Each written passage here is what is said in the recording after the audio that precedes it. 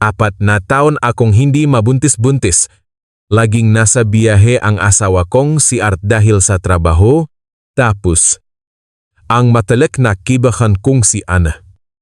Panay ang sabi na nababali lang daw ako kakahangat na magka-baby. Kahit ang mga doktor, sinasabi na nasa isip ko lang daw ang problema sa sobrang desperasyon. Naisipan kong manahi ng mga stuffed toys. Ito ang naging pampalipas oras ko, na naging dahilan para unti-unti kong makalimutan ang problema. Hindi ko inasahan na kikita pala ako rito hanggang sa dumating ang bago kong assistant. Isang kakaibang matanda na nagngangalang Lola Aida. Pagpasok pa lang niya ng pinto, sinabi na niya agad sa akin, "Buntis ka." Hindi ako naniwala sa kanya. Pero ang totoong gumimbal sa mundo ko ay nang sabihin niyang buntis din daw ang matalik na kaibigan kong si Anne. Ang pinagtataka ko, panay ang sumpa ni Anne na wala siyang boyfriend o kinakasama. Nalito ako sa damingang kasinungalingan. Sino ang amangang idinadala ni Anne at ano ba talaga ang itinatagongang asawa ko sa mga walang katapusan niyang nga biyahe sa trabaho? Nang malaman ni Sofia na malapit na siyang maging isang ina, abot langit ang kaligayahan niya. 4 na taon nilang sinubukan ni Art. Pero laging bigo, pareho naman silang malusok ayon sa ma-check-up. Ang laging payo lang ng mga doktor ay maghintay-hintay pangang kaunti. Pero ayaw na maghintay ni Sofia. Tumatak na sa isip niya na hindi buo ang pamilya nila kung walang bata. Lagi niyang sinisisi ang sarili kung bakit nawala na ang lambingan at tamis ng pagsasama nila bilang mag-asawa. Para sa kanya, isang anak lang ang makakapagbalik ng sigla sa nanlalamig nilang relasyon. Isang anak na magpupuno sa bahay nilang saya, pagkakasundo, at walang hanggang pagmamahal. Dahil sa sunod-sunod na pagkabiho, sobrang naapektuhan ang mental health ni Sofia. Madalas siyang magalit sa asawa niya kahit walang mabigat na dahilan. At madalas din siyang umiyak. Pero para kay Sofia, walang kinalaman ang emosyon niya sa hindi niya pagkabuntis. Mas gusto niyang isisi ang sitwasyon sa mga tao sa paligid niya. Pagkatapos siyang pakiusapan ng pakiusapan ni Art. Pumayag din siyang magpatingin sa isang psychologist. Handang gawin ng asawa niya ang lahat, makita lang ulit siyang nakangiti.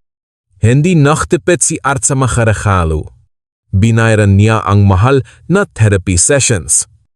Lagi rin siyang nag-aya na magbakasyon para makapag-relax si Sofia at mahanap ang kapayapaan ng isip na ayon sa mga doktor ay ang tanging kulang para mangyari ang matagal na nilang hinihintay.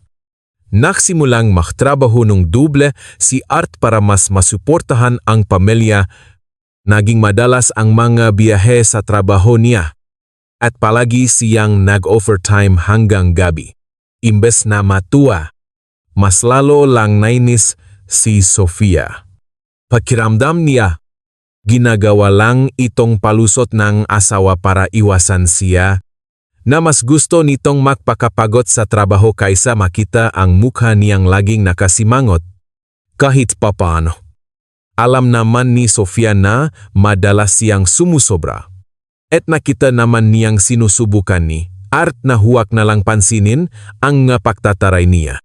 Pero paglipas ng ilang taon, ang pagsasama nila ay naging anino na lang ang dati nilang pagmamahalan bago sila kinasal. Nawala na ang kilig, napalitan na routine, mga bayarin, at pagiging nasanay na lang sa isa't isa. Pero sa paningin ng ibang tao, perfect couple ang mag-asawa. Kaya naman ang matalik na kaibigan ni Sofia na si Anne, laging napapairap kapag nagrereklamo na naman ang kaibigan masyado kalang spoiled. Pia, iling-iling na sabi ni Anne, sana ganyan na lang din ang problema ko.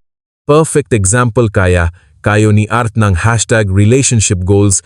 Ano naman kung wala pa kayong baby, hindi ko talaga gets kung bakit ka masyadong obsessed diyan. Madali para sayong sabihin yan. Buntong hininga ni Sofia. Laging mas green ang damo sa kabilang bakot kapag nakatingin ka lang. 31 taong gulang na ako.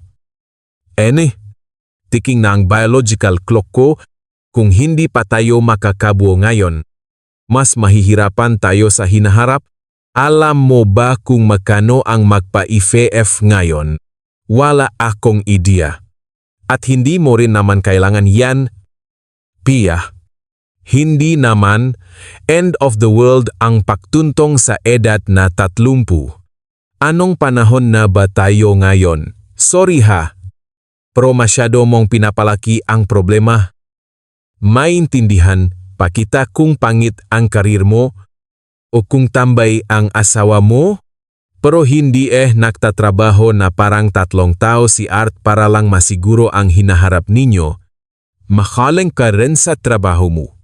May sarili kayong tsondo. May kotse. Buhay at malusog ang mga magulang mo. Tapos ikaf. Laking hindi makuntento. Hindi ko makuha ang lohika mo na kesyo, hindi pa nangyayari.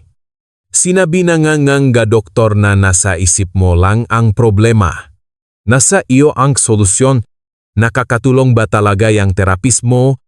Naku, isang malaking ewan yung babaeng yun. Kumpas ni Sofia. Panay-gasgas na advice lang ang binibigay sa akin. Mag-meditate do ako. Mag-yoga. Humanap ng hobby. At kung ano-ano pa. Akala mo ba hindi ko pa nasusubukan lahat yan? Grabe, makarecommend si Art sa kanya. Tapos nagsasayang lang pala kami ng pra. Hindi naman niya nasosolusyonan ang problema ko. Pia, ang problema ay laking nasa utak mo lang, hindi mo napapansin.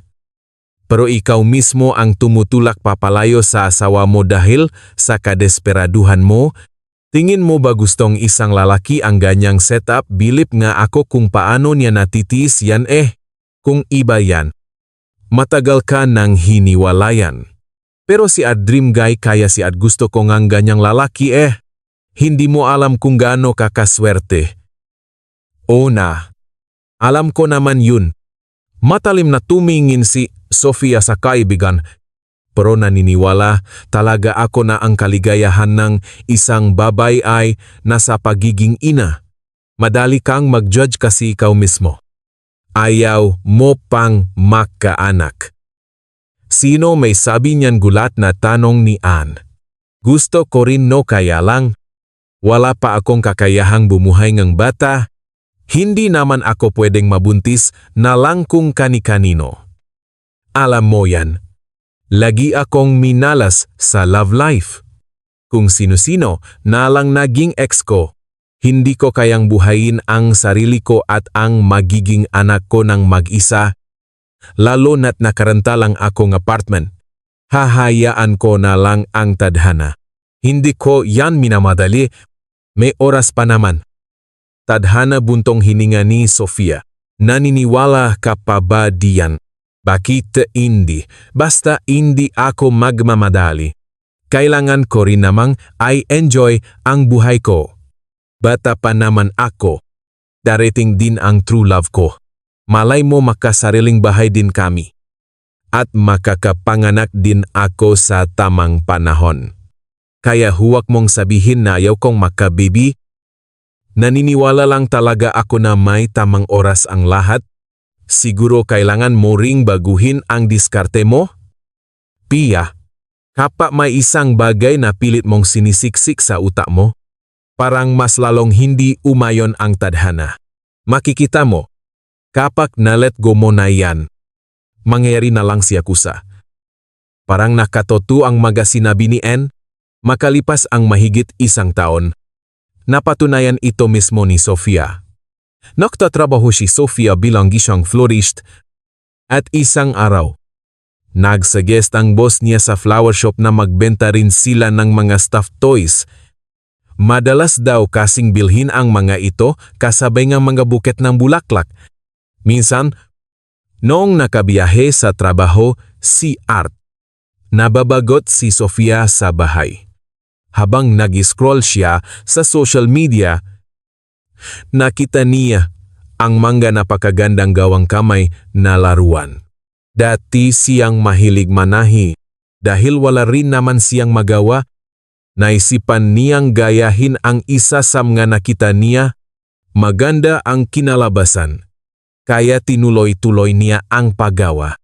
Nang makaipon siya ng mga 10 maliliit na kuneo at oso, dinala niya ito sa trabaho. Oh my God! Ang ganda naman nito, tuwang-tuwang sabi ni Ate Liza, ang may-ari ng flower shop. Habang tinitingnan ang mga maliliit at mabalahibong laruan. Pia, saan mo to nabili? Tinahi ko po na mula si Sofia.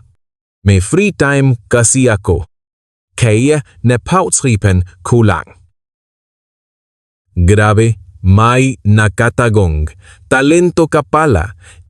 Matagal ba gawin ang isang ganito? Hindi naman masyado. Nakibit balikat si Sofia. Laging wala si Art dahil sa mga trips niya. Kaya wala akong magawa sa gabi. Unti-unti ko na lang silang tinatahi. Listen, kailangan natin itong ibenta ano sa tingin mo o nagulat si Sofia. Hindi ko po sure. Sure ako diyan, huwag mong pagdudahan ang kutob ko sa negosyo ko. Siguradong maubos agad ito.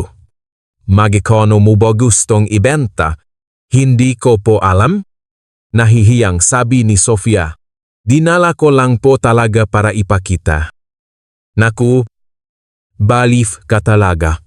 Alam mo ba na napakamahal nga gawang kamay items ngayon, tapos ang ganda pa nga, kalidad ng pakakagawa mo. Halatang ginamitan ng puso. Sinumang lalaking bibilingang bulaklak dito. Siguradong gugustuhin regaluhan ang girlfriend niya ang ganito ka-cute na toy. Ganito na lang gawin natin. Iwan mo yang mga toys dito. Ay display natin. Tapos pag-usapan natin ang presyo. Hati tayo sa kita. Actually, hindi. 60% sa iyo. 40% sa akin. Kasunduan kapag mabenta. Pag-usapan natin ang next steps. Si Po. May halong pag-ainlangan na sagot ni Sofia, pero hindi po ako sure kung may bibili niyan. Pero nakamali si Sofia. Naubos lahat ng kuneho niya sa loop lang ng 2 araw. At muntik pang makagawan para sa huling piraso. Bagay na bagay ang mga laruan sa mga buket. Ang kutang mga muka nito. At ang medyo malungkot nilang mga mata ay nagbibigay ang inosente at simpleng vibe na nakaka-attract sa mga bumibili. Oh! Nakita mo na nakangiting sabi ni Ate Liza nang mag-count siya ng benta sa counter pagkatapos ng shift. Lagi mo kasing dinadon ang sarili mo. Pia, pagkakita ko pa lang sa mga toys mo, alam ko na agad na walang binatbat yung mga galing China na factory made. Kaya heto ang usapan natin. Heto ang kita mo. Nakatulala lang si Sofia sa mga hawak niyang pera. Palipat-lipat ang tingin mula sa cash papunta sa boss niya. Bakit ka nakatitig diyan, tawa ni Ate Liza? Kailan ka makakagawa ng bago? May mga paunang order na tayo sa Facebook page natin. Hindi ko po inakala na magugustuhan nila ng ganito. Napanguso si Sofia. Si Po. Sakto may 2 araw akong day off. Tingin ko makakagawa ako ang ilan pa. Wala rin naman si Art. Umalis na naman. Napapadalas yata ang nasa biyahean asawa mo, ha? Nakapikit na ngumiti ang boss niya. Nakpupursiha si Mr. Nag-ipon siguro para makapagpatayo kayo ng bahay sa probinsya. Tama yan? Magkaka-baby rin kayo soon. Maganda ring may extra income ka na pumapasok. Medyo kumirot ang puso ni Sofia nang marinig ang tungkol sa bata. Pero pinili na lang niyang manahimik. Isang taon na niyang iniwasang isipin ang tungkol sa pagbubuntis, lalo pa wala pa ring nangyayari sa mga subo nila. Pag-uwi sa bahay, umupo agad si Sofia para gumawa ni Gemia patterns. Tumaas ang kumpiyansa sa sarili niya. Dati, hindi niya inisip na may ganito siyang creative talent. Nagtut siya ngang tela para sa tenga. At maliliit na katawan ng malaruan, sobrang na-enjoy niya ang proseso. Sa unang pakataon sa buhay niya, gumagawa siya ngang isang bagay na bukal sa loop niya, na walang ibang iniisip na problema. Na-imagine niya kung paano nakakatanggap ng mga laruan niya ang mababay at kung paano naniningning ang mga mata nila sa tuwa. Nag-decide siyang huwag muna itong sabihin kay Art. Hayaan muna itong maging maliit niyang sikretong proyekto dahil laging wala ang asawa niya. Madali niya itong nagawa. Nag-set up siya ng sariling pwestong pagtatrabahuan sa kwartong dapat sana ay magiging nursery room. Naglagay siya ng mesa, pumuesto kasama ang makinang panahi. At nilagyan ang MJ estante NHMJ agarapon NHMJ aga butones. Sinulit beads at iba pang accessories. Nang maubos ulit ang second batch ng mga laruan, seryosong pinaisipan ni Sofia na palaguin ang maliit niyang negosyo. Naisipan niyang humingi ng tulong kay Ann. Ang cute naman nito, tuwang-tuwang sabi ng kaibigan habang hawak ang isang maliit na pusa. Pia, sobrang happy ako na nakahanap ka na hobby. At grape. Mabenta talaga ha. Sobra? Nakniningning ang mga mata ni Sofia sa saya. Lagi nga akong minamadali ni Ate Liza eh. Binibigyan pa niya ako ng paid leave para lang makapag-focus ako sa pananahi. Ay bongga ang setup mo. Ano namang sabi ni Art? Wala naman. Nakibit balikat si Sofia. Alam niyang nananahi ako. Pero hindi na siya nagtatanong ng details. Hindi ko pa nga sinasabi sa kanya na kumikita na ko rito eh. Mas masaya ngayon para sa kanya na may ginagawa ako kapag wala siya. At hindi ko na siya chinachat para magdrama tulad dati. Alam mo, nakatulong talaga to para hindi ko na masyadong isipin ang problema ko. Gusto ko parent maka baby. Pero hindi na ako ganun ka-obsessed. Tama ka. Kailangan ko lang i-distract ang sarili ko. Hindi na nga ako nagpupunta sa psychologist ko eh. Wala nang time. 3 buwan pa lang akong gumagawa nito. Pero gumaan na ang pakiramdam ko. O diba? Ang galing. Hinagot ni Ann ang balikat niya. Naisip mo ba na ikaw na mismo magbenta online gawa tayo ng page mo? Ay promote mo ang sarili mo. Mabenta ang ganyan sa internet. Hindi ko yata kakayanin. Tawa ni Sofia.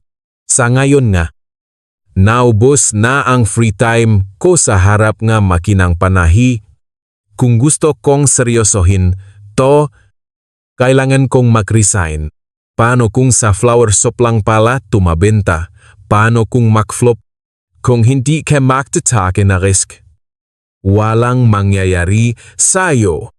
Makahulugang tumingin si Ann sa kaibigan, saka wala ka naman masyadong ire-risk. Kukunin din naman lahat yan ng boss mong si Liza. Saka parang si Art din naman, wala lang pakialam sa trabaho mo bilang florist. Kayang-kaya niya tayong, kayong dalawa na buhayin. Ano ba naman ang sahot ni sang florist eto? May chance kang sumikat. Sayang kung magpapakapasif ka lang. Hindi ko alam Mahinang sabi ni Sofia, baka hindi suportahan ni Art yung ideya? Kahit na. Para sa akin, maganda rin yung kahit maliit lang. May sarili kang income. Para backup muna rin. Backup saan seryosong tumingin si Sofia. Kahit saan, hindi natin alam ang takbong buhay. Hobby mo nga Bakit hindi mo isiping going full-time job? Pag-isipan ko? Nga pala, kung nahihirapan ka ng mag-isa, may recommend akong pwedeng tumulong sa'yo. Sino naman? May kapitbahay ako. Matanda na. Si Lola Aida, lumipad pa abroad yung anak niya kasama yung maapo para mag-migrate, mag-isa na lang si Lola ngayon. At sa totoo lang, parang medyo nababaliw na yata sa lungkot. Dati siyang head sa isang pabrikang damit. Ibinigay niya buong buhay, niya siya pagtatrabaho. Siya yung tipo tao na mabilis manghina kapag walang ginagawa. Hirap siya ngayong retired na siya. Hindi naman sa kulang sa pera. Nagpapadala naman yung anak niya. Ang kailangan lang talaga ni Lola Aida ay atensyon at kausap. Gusto mo ba kayong imete? Tingin mo ba talaga medyo nag-alangan si Sofia? Hindi ko alam Ibang tao pa rin yun. Saka hindi pa naman ganon kalaki ang kinikita ko. Maghahati pa kami. Huwag pera ang isipin mo. Pia? Sabi ko nga sa'yo. Hindi pera ang kailangan ng matanda. Matutuwa pa yun na makagawa ulit ng gusto niyang ginagawa. Magaling siyang manahi. Hanggang ngayon nga. Pumupunta pa sa kanya yung makapitbahay para magpatahingang palda o kung ano-ano. Wala siyang singil. Gusto niya lang ngang makakachikahan. May sarili siyang makinang panahi. Pwede ka niyang tulungan sa pagchut at pagtahi. Dalawa, kayo. Mabilis niyo mapapalaki yang business. Hindi ko sigurado. Napaisip si Sofia. Baka mamaya hindi naman pumayag yun. Papayag yun. Ako na ang bahala. Mabait siyang tao. Promise. Matagal ko na siyang kilala. Pakalipat ko pa lang sa apartment na nirerentahan ko. Nakakilala na kami. Makikita mo rin. Subukan natin. Tango ni Sofia. Pero sasabihin ko sa'yo agad, hindi ako nanganggako. Medyo mahirap akong maka-vibes ng ibang tao. Pag hindi kami naging okay agad, mas gusto ko ng mag-isa. Saka baka magalit si Art kapag may ibang tao sa bahay. Puro trabaho inatupak nga Art mo. Papuntahin mo lang siya sa mga araw na wala ang asawa mo sa bahay, hindi niya malalaman yan. Pero parang hindi naman maganda na nagtatago ako sa asawa ko. Huwag mo naman masyadong isiping masama. Tavangian. Baka mag-thank you pa yun kapag nalaman niyang ang asawa niya kumikita na rin ng malaki. Sina nga. Napapayag mo na ako. Suko ni Sofia. Kausapin mo siya. Tapos chingnan nating. Kabaliktaran ng mga inisip ni Sofia. Napakabait na tao pala ni Lola Aida. Sa unang minuto pa lang ng pagkikita nila, alam na agad ngang dalaga na makakasundo niya ito. Tulad sabi ni Ann. Inilaan ng matanda ang halos buong buhay niya sa isang pabrika ng damit at naging isang highly skilled na bihasang mananahi na in love si Lola. Aida sa ideangan nga laruan. May 3 akong apo. Kwento niya kay Sofia. Umalis ang anak ko. Sinama silang lahat. Megisa na lang ako ngayon. May mga kamag-anak at kaibigan naman. Pero iba pa rin. Nang ikwento sa akin ni Anna na nananahika nga mga laruan, na eksite ako bigla. Nung malilit pa ang mga apo ko, lagi ko silang ipinagtatahing damit at mga laruan. Kaya lang, mabilis lumaki ang mga bata. Puro gadgets na lang ang nasa isip. Wala nang team sa mga teddy bears. Pero ito ang ideya. Muna'y partner sa buke ang isang cute na cuneo o pusa ang ganda talaga. Ang namayapa kong asawa. Nung kabataan namin, laging nagbibigay ngang bulaklak sa akin.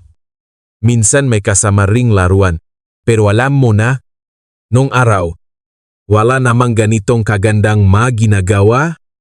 Kung bata pa ako ngayon at nakatanggap akong ganito kaganda, sigurado tatalon ako sa tuva.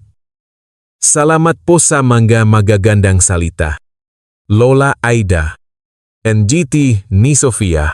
Sa totoo lang po, aksidente ko lang naman itong naisip. Wala kasi akong magawa kaya sinubukan ko. Tapos naging mabenta pala sa mga tao. Ngayon nga, hindi ko na kinakayang mag-isa. At hindi ko pa rin po kayang kumuha NG full-time na empleyado. Nako, iha, huwag kang mag-alala. Tinapik matanda ang balikat niya. Hindi naman ako mukhang pera. Sapat naman ang panggastos ko. Pero kapag walang ginagawa, pakiramdam ko unti-unti akong nanghihina. Dati, nakakatulong pa ko sa mga kapitbahay manahi. Pero ngayon bihira na.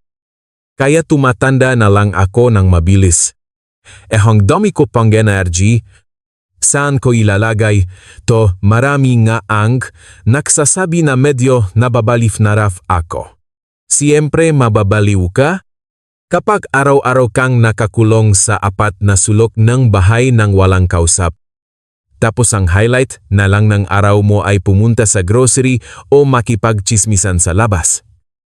Hindi ako nahing interesado sa mga ganun. Sinabihan akong anak ko na mag-open ng sariling patahian. Pero sa edad kong to dati may hinahawakan akong nga tao. Ngayon ang memorya at mata ko, minsan bumibigay na. Kaya masaya akong tutulong sa'yo. Lalo, not sa sitwasyon mo ngayon, bawal ma-stress. Hindi mo talaga kakayanin mag-isa. Sa sitwasyon ko po gulat na tanong ni Sofia, anong ibig niyong sabihin? Bakit? Ano pa nga ba inosenteng tumingin ang matanda? Medjiging nanay ka na ah. Nakikita ko agad ang maganyang bagay. Namana ko pa sa lola ko ang pakiramdam na yan, ang mataeng babaeng nakdadalang tao. May kakaibang ningning. Naku po kinakabahang tumawa si Sofia. 4 na taon na po naming sinusubukan ng asawa ko. Pero wala talaga, sabi ng doktor. Nasa isip ko lang daw ang problema. Kaya hindi ako nabubuntis. Naku, dami nilang alam. Tawa ni Lola Aida. Gusto lang nilang may masisi. Ang anak ko, ang tagal ding hindi mabuntis. Pero nung nangyari, sunod-sunod na 3 agad. Nangyari yun nung mentally ready na siya. Ang Diyos na mismo ang nagdesisyon kung kailan sila bibigyan ng anak. Ayoko po, sanang kontrahin kayo. Pero nakakamali po kayo. Nahihiyang sagot ni Sofia habang hinahawakan ang tiyan niya. Ibibigay ko po ang lahat magkaanak lang. Pero kailangan ko na pong tanggapin ang totoo. Saka nitong makanakaraan. Bihira na po kaming makasama ng asawa ko. Minsan wala sa mood. Madalas nasa labas siya. Pero naniniwala pa rin akong nakdadalang tao ka. Ayaw mong maniwala, mag-pregnancy test ka. Magpatingin ka sa doktor. Sasabihin ko na rin, sa iyo ngayon, na babae ang anak mo, pwede mong isiping nababalif na talaga tong matandang to, pero madali lang namang patunayan yan. Sana nga makatoto ang mga sinasabi niyo. Malungkot na ngumiti si Sofia. Si Po. Ipapakita ko na sa inyo yung nga gagawin natin. Tara. Iha. Tara at nang mabilis tayong makatapos. Nang makapasok si Lola Aida sa na-set up na puwestong pagtatrabahuhan. Biglang nagiba ang aura niya. Ang dating medyo nakukuba at payat na matanda ay biglang nag-transform. Tumaas ang mga balikat niya. At parang bigla siyang tumangkat. Lumapit siya sa mesa at masusing tiningnan ang mga patterns. Aha. Naiintindihan ko na. Pwede pa itong gawing mas simple. Sabi niya habang nag-analyze. Pia. Gaano katagal bago mo matapos ang isang pusa? For example, mga 3 oras po. Minsan mas matagal? Napaisip si Sofia. Sabi ko na nga ba, may ayusin lang tayo ng konti. Pang-amateur kasi ang pattern mo. Mas madali kung babaguhin natin. Matatapos mo ang pusa sa loob ng 1.5 oras. Isa pa, I suggest gawan natin sila ng mga simpleng damit. Mas magiging lutang ang personalidad ng bawat laruan. Damit po gulat na tanong ni Sofia, pero mga hayop po sila. Sira. Malambing na ngumiti ang matanda. Mga hayop nga sila, pero dapat may sarili silang karakter. Para mas madali silang mahalin at ingatan ng mga bata. Huwag mong isiping binubuhay ko sila, pero ang isang gamit na ginawa ng may puso ay may malaking chance na maging paborito ng isang pamilya. Naintindihan mo ba? Hindi po masyado. Teka, my favorite toy ka ba nung bata ka? Isang manika? For example, opo. Pero hindi po manika. Hindi ko po hilig. Yun, isang kuneho po. Teddy bear yung tawa ko. Binigay po sa akin ng lolo ko nung 5 taong gulang ako. Hindi ko po binibitawan yun nun. Anong espesyal sa kunehong yun? Hindi ko po alam. Para sa bata, lahat yata ng laruan espesyal. Hindi totoo. Yan. May mga laruang naalikabukan lang sa mga estante. Pero may iba, tulad nung teddy bear mo, na nagiging parang totong kaibigan ng bata, pwedeng kasama sa tawanan. Pwede ring kasama sa iyakan. Ay, naaalala ko na po biglang sigaw ni Sofia. Puting-puti po siya, na may mapupulang mata. At yung damit niya, may swot siyang green na vest at red na short. Lagi pang natatawa ang mama ko kasi nakakatawang tingnan yung buntot niyang nakalitaw. Oh, nakita mo na. May individuality ang teddy bear mo at ang malaking parte niyan ay dahil sa cute niyang outfit. Kaya seryoso kung sinasuggest na gawan natin ng damit ang mga laruang ito. Wala namang nagsasabing ball gown o tuxedo ang tatahiin natin. Kahit isang simpleng vest lang, shorts, o rebon sa lich. Shopot na. Kung hindi ka naniniwala, try nating gumawang isa. Tapos ikaw na bahalang humusga. Si Po. Pumayak si Sofia. Kaya lang. Sumusunod lang po ako sa ready-made pattern. Wala po akong pattern para sa damit nila. Naku, walang problema yan. Sabi ni Lola Aida na parang tunay na pro habang kumukuha ng tiyal pangtahi, patingin nga tela mo. Kakaunti lang po. Bumili lang po ako ng fur at wool, pero paubos na rin po. Kung ganun, bukas pupunta tayo sa isang lugar, isang maliit na tindahan ng tela. Kaibigan ko ang mayari. Marami silang mga retaso na pwedeng bilhin ng mura. Doon tayo kukuha. Sa ngayon, gawa muna tayo ng kuneo at pusa. Mabilis ang naging trabaho. madaling nakapag-adjust ang dalawa sa isa't isa. Hindi man lang naramdaman ni Sofia na nabobosing siya ni Lola Aida. Nag-create ito ng atmosphere ng disiplina at kayusan. Pagsapit gabi, may nakaupo ng 3 pusa, 3 kuneho, at 5 oso sa shelf. Eksaktong 3 beses ang dami kumpara sa nagagawa ni Sofia mag-isa. Wow, manghang napapito ang dalaga. Hindi ko po inakalang pwedeng bumilis ng ganito, Lola Aida. The best po kayo. Yayaman po tayo nito. Dati, inaabot akong 1 linggo para makatapos ng ganito karami. At yun ay kung hindi, ako alis sa harap ng makina. Pero ngayon, nakapag-merienda pa tayo. At alas 7 pa lang ng gabi. Simula pa lang yan, palihim na ngumiti ang matanda. Disiplina ang sikreto diyan sa patahian ko dati. Laging doble ang nagagawaan mga babae ko kaysa sa kwota. At lahat yan dahil sa maayos na sistema at respeto sa isa't isa. Isa pa, parang natatakot ka pa sa makinang panahin mo. Hindi ka naman niyan kakagatin. Nakita mo naman kung gaano ako kabilis manahi. Ang galing niyo po talaga.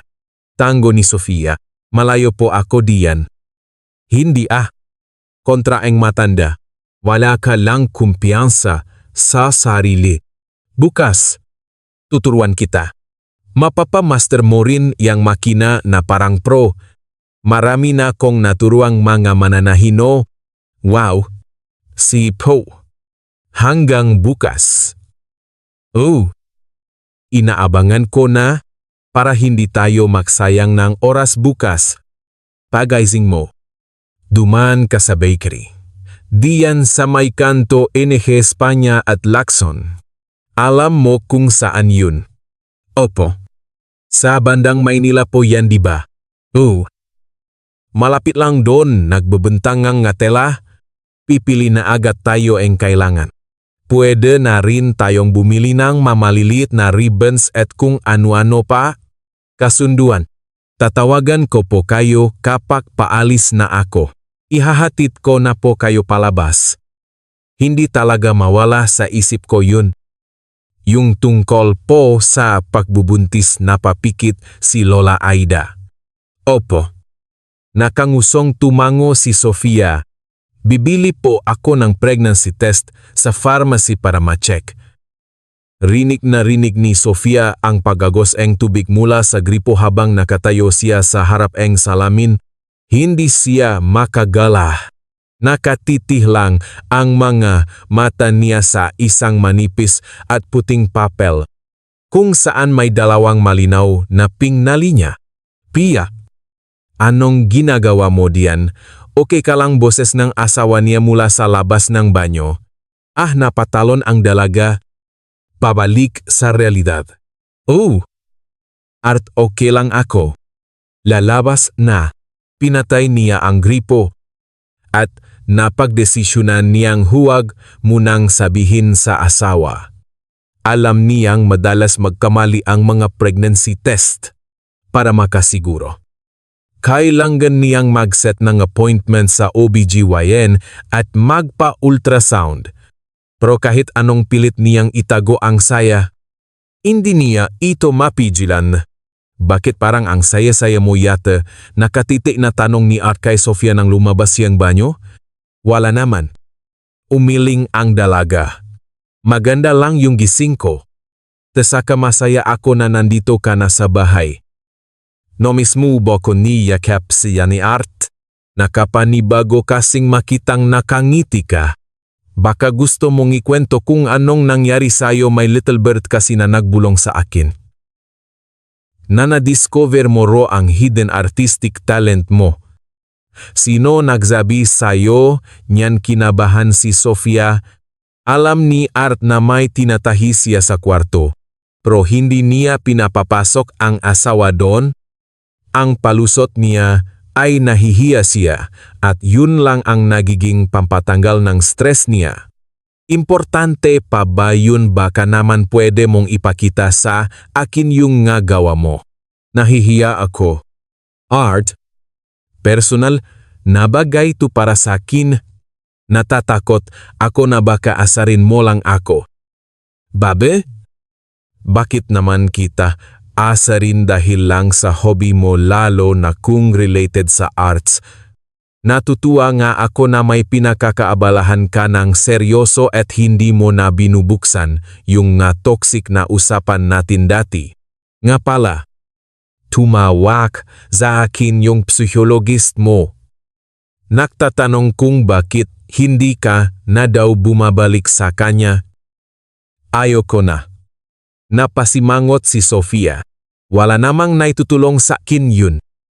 At nakikita mo naman na mas okay na ako. Sabi niya kailangan ko raw humanap ng paglilibangan para sa free time ko, kaya nakinig ako. Wala na akong nakikitang rason para bayaran pa siya? Ikaw ang bahala. Inayos ni Art ang una niya. Kahit ano pa man, masaya akong nakangiti ka na. Kung may kailangan ka, sabihin mo lang. Huwag kang mahiya. Alam kong may tinatahi ka. Mga laruan daw. Oh. Medyo masamang tumingin si Sofia sa kanya. Pero sino nga ang nagsabi sa'yo 2 tao lang ang nakakaalam nito? Si Ana ba ang nagsabi, pinakusapan ko pa naman siya? Wala namang nakakahiya rito. Pia. Oh. Si Ana ang nagsabi. Nakita kami kahapon nung galing akong airport. Nakakwentuhan kami. Sobra ka niyang pinuri. At medyo na-offend nga ako na may mas nakakaalam pa tungkol sa'yo na ibang tao kaysa sa sarili mong asawa. At hindi ipaktaw si N. Best friend ko siya. Bata pa lang kami magkaibigan na kami. Siyempre sa kanya ko sinasabi at kinukwento yung nga bagay na baka para sayo walang kwenta. Yan ang silbingang makaibigan. Tinulungan pa nga niya ako sa ilang bagay. At hindi mo talaga ikukwento sa akin, nakapikit na tanong ni Art? Mamaya na lang.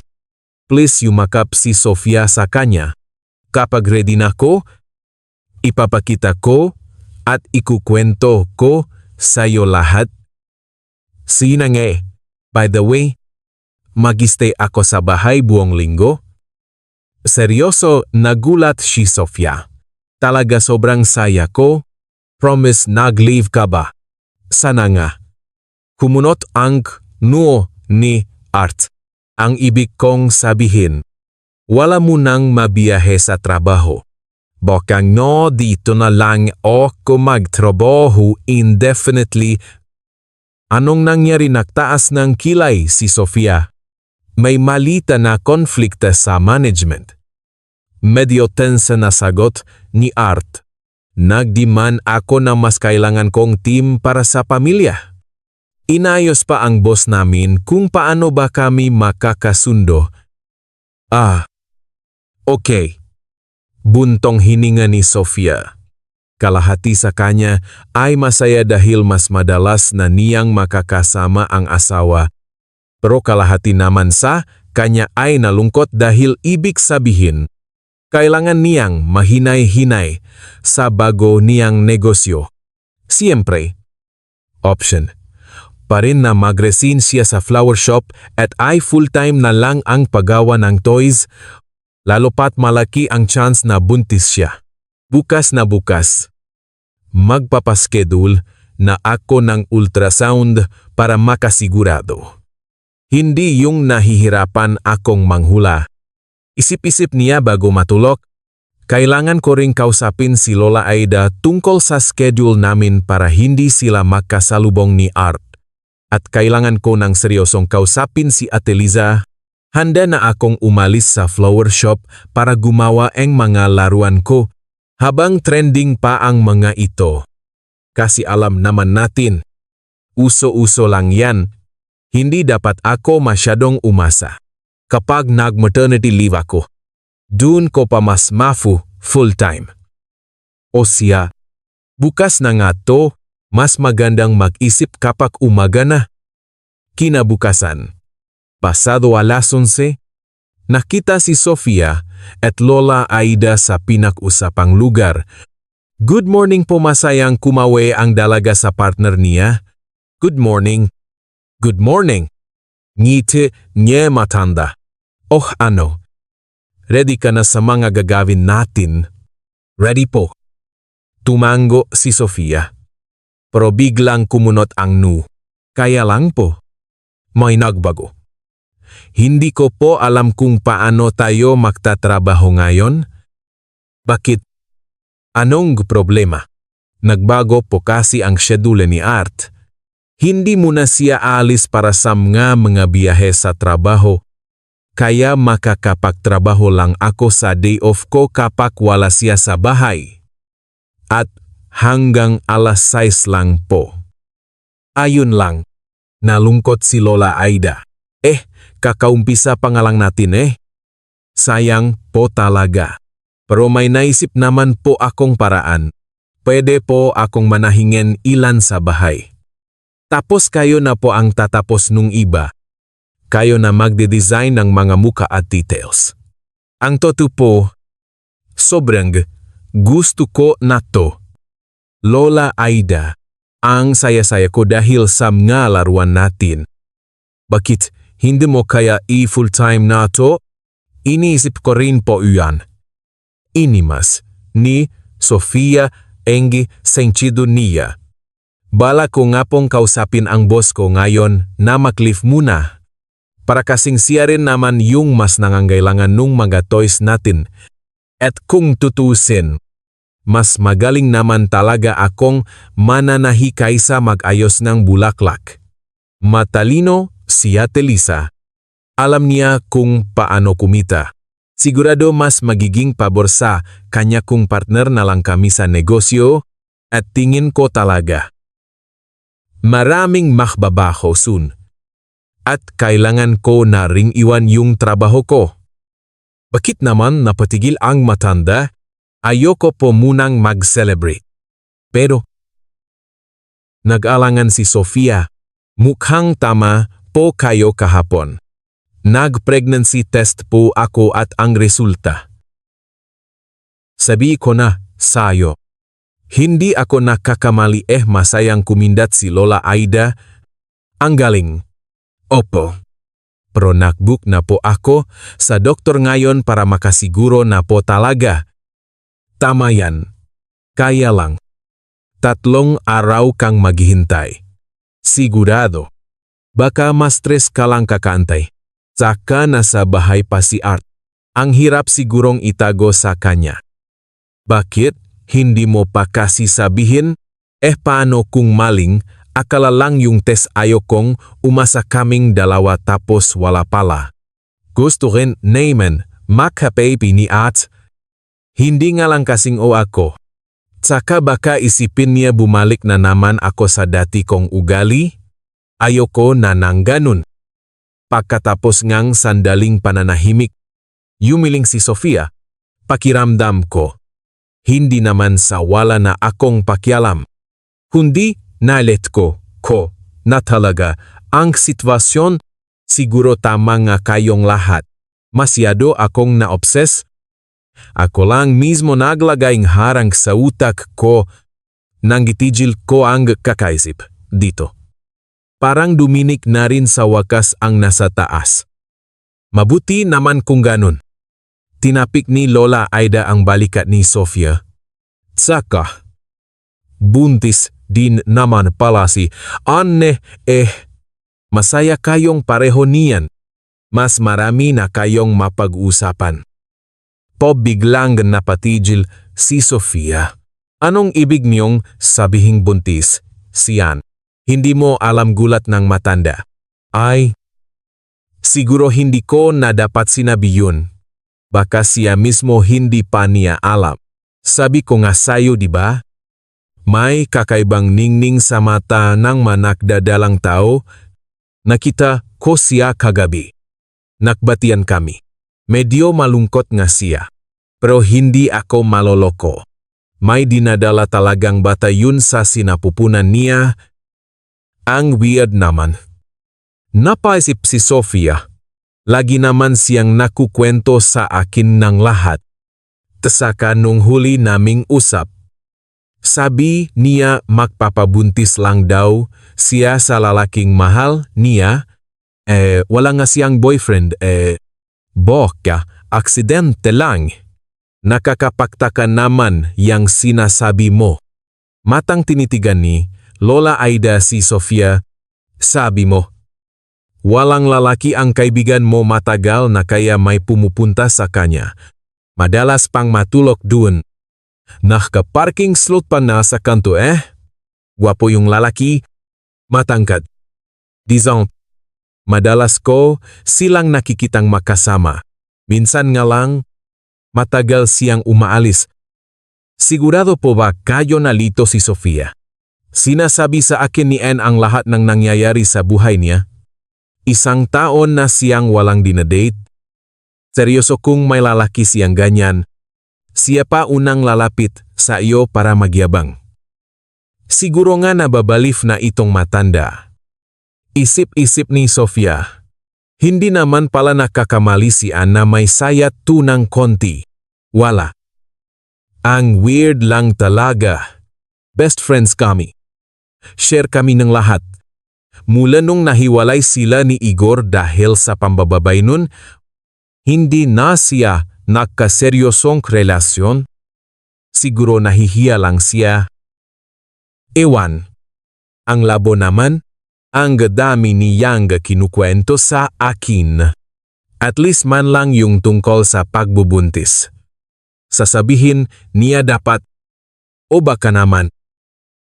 Natatakot siyang masaktan ako, alam niya kung gaano ka-sensitive sa akin ang topic na to Hayaan mo na nga. Amin din yun pagdating ng araw. Huwag mong isiping ulyanin nako. Iha. Tuloy ni Lola Aida. Malinaw pa ang isip ko? Kagabi nga. Pumunta yung lalaking yun sa kanya. Tapos umalis din. Mukhang nag-away yata sila. Kasi dinig ko yung sigawan sa labas. Nag-away yata sila. Katabi ko lang minto yung kondo niya. Manipis lang ang pader doon. Kaya walang may tatago. Hayaan niyo na po. Kumpas ni Sofia. Kung ayaw niyang sabihin. May dahilan siya.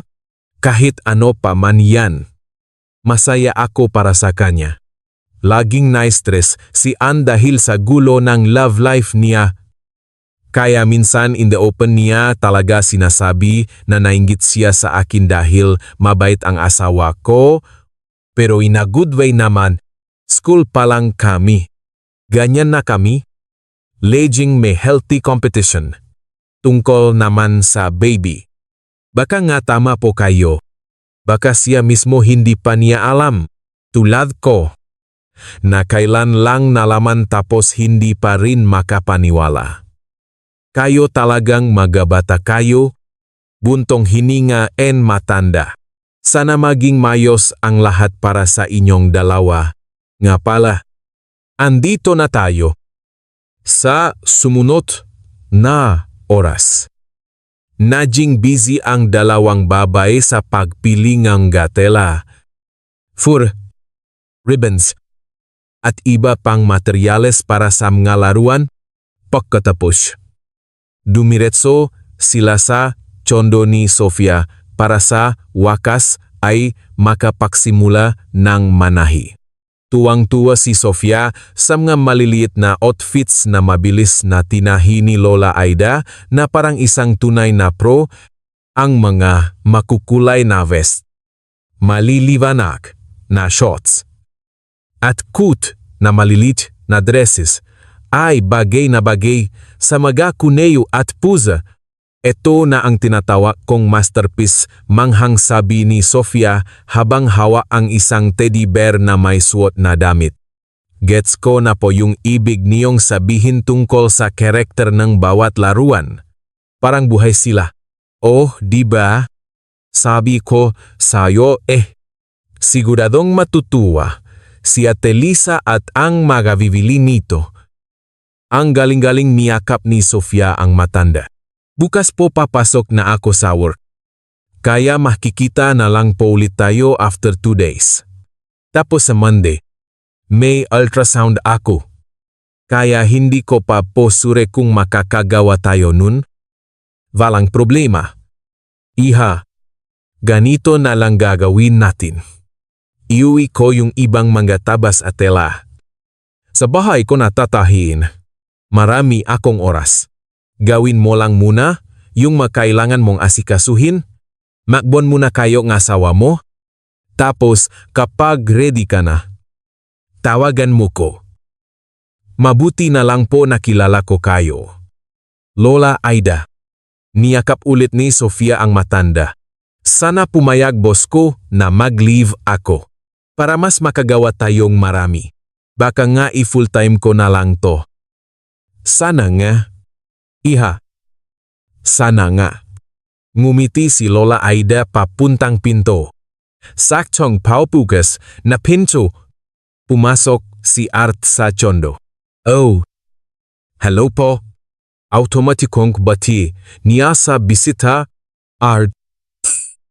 Ito nga pala si Lola Aida. Kilala ko. Masayang pakilala ni Sofia. Siya yung tumutulong sa akin sa negosyo natin. Aalis na rin ako. May kakaibang tingin ang matanda sa asawa ni Sofia. Pasensya na sa abala. Mabilis na naksuot ng sapatos si Lola Aida at halos patakbong lumabas ng pinto. Nakmamadaling nakpaalam kay Sofia na naguguluhan sa nangyayari. Hala! Nalungkot ang dalaga habang sinasara ang pinto. Ang bait-bait pa naman niya. Ipapakilala sana kita ng maayos. Bakit ka nakpapasok ngan ibang tao sa bahay nang walang permiso ko, malamig na tanong ni Art habang nakatingin sa asawa niya. Hindi naman siya ibang tao. Babe? Natigilan si Sofia. Hindi inasahan ang ganitong reaksyon mula sa asawa. Tinutulungan niya akong manahi. Tsaka siya nang nag-recommend sa kanya. Kapitbahay niya. Matagal na silang makakilala. Huwag kang mag-alala. Wala naman siyang kinuha. Bakit ang putla mo para kang nakakitang multo? Naano lang ako. Nagulat. Sabi ni Art. Wala. Okay lang. Pero please lang, huwag ka nang makipahalubilo sa mahindi mo kilalang tao. Yan ba yung balif na matanda na kapitbahay nila Ann? Saan mo naman nalaman yan? Na kwento ba si Ann sa'yo tungkol sa kanya? Wala naman akong matandaan na. Hindi. Nakibit balikat si Sofia. At hindi siya balik. No ano bang sinasabi mo, normal na babaeng namumuhay mag-isa? Eksperto siya sa pananahi. Gumagawa kami ng mga laruan. Di ba gusto mong makita? Halika. Ipapakita ko sa iyo yung natapos namin ngayon. Kahit labag salo. Sumunod si Art sa asawa niya. Nagtaka si Sofia sa naging reaksyon ni Art sa bisita niya. Pero pinigilan na lang niyang magtanong. Baka kasalanan niya rin kasi hindi siya nagpaalam na may dadaling tao. Pero mas nakakapagtaka yung reaksyon ni Lola Aida nung binati siya ni Art. Halata sa muhangang matanda na gulat siyang makita ito. At dali-dali pa itong umalis. Oh well, inalis ni Sofia sa isip niya ang ideyang yun habang pinapapasok ang asawa sa puwestong pagtatrabahuhan niya. Huwag mo masyadong i-judge ha. Hindi naman ako eksperto. Kaya alam kong may mga tabingi diyan at kung ano-ano pa. Megot. Akala ko ikaw lahat gumawa nito. Hulat na pinahmastan ni Artang malilit na plushies. Pwede ring ganon. Malaking tulong si Lola Aida. Siyempre. Pero idea ko to lahat. Galing Pia. Pwedeng ibenta to Sa totoo lang, Yumuko ang dalaga. Ibinebenta ko na nga. Lumingon si Art palayo sa hawak niyang teddy bear. Binibenta mo na, ngumiti si Sofia. Sorry kung hindi ko sinabi agad. Lagi ka kasing nasa biyahe. Ayokong abalahin ka sa mga ganitong bagay. Ginawa ko lang naman tong first batch for fun. Dinala ko sa work para ipakita sa mga girls. Nakita agad ni Ate Liza na mabebenta to. Ngayon na, wala na akong time manahi mag-isa, kaya kumuha na ako ng assistant. Binabayaran mo ba yung matandang yun matang tinitigan ni Art ang asawa? Hindi. Yumiling si Sofia. Tinutulungan niya lang ako kasi gusto niya lang may magawa sa buhay niya. Pia. Masaya akong nakahanap ka ng disenteng mapaglilibangan at hindi ka na masyadong nalulungkot pag wala ako. Pwede mong gawin kahit anong gusto mo at kung kailan mo gusto. Pero ayokong makita ang matandang yun dito sa bahay ko. Alam mo naman. Walang libre sa mundo kundi ang pain. Sa patibong balif yun. Halata naman. Hindi mo lang napapansin kasi nakuha niya na ang loop mo. Ay brainwash ka lang niyan tapos nanakawan ka. O baka mas malala pa. At, ano bang sinasabi mo na shock si Sofia? Ang bait-bait kaya ni Lola Aida? Nasa loop ang kulo nun. Kung ayaw mong makinig sa akin. Tanungin mo yung matalik na kaibigan mo tungkol sa matandang yun. Si Ann na nga nag-recommend sa kanya, at bakit mo ba nasabing delikado siya? By the way, highly skilled na, mananahi siya, na nagretire na. At sobrang liking tulong niya sa hobby ko. Seryoso akong gusto ko ng full-time yung paggawa ng toys at mahihirapan ako mag-isa kung gusto ko talagang kumita ng malaki dito. Pia. Listen, hindi ko alam Gusto mo hanapan kitang maayos na patahian ayoko lang talagang nakikipahalubilo ka sa baliw na matandang yun. Anong ayoko lang hindi naintindihan ni Sofia? Eko na lang make arrange. Huwag ka sanang magalit ha. Sinasabi ko lang ang totoo. Ikaw mismo. Emotionally unstable ka. Kailangan mo sa paligid mo nga taong maasahan at matino para walang mangyaring masama. Please. Iniisip lang kita. Art. Ang weird mo. Lumayo ng kaunti ang dalaga.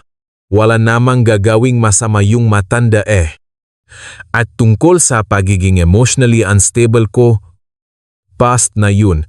And besides, nakagat ni Sofia ang dila niya.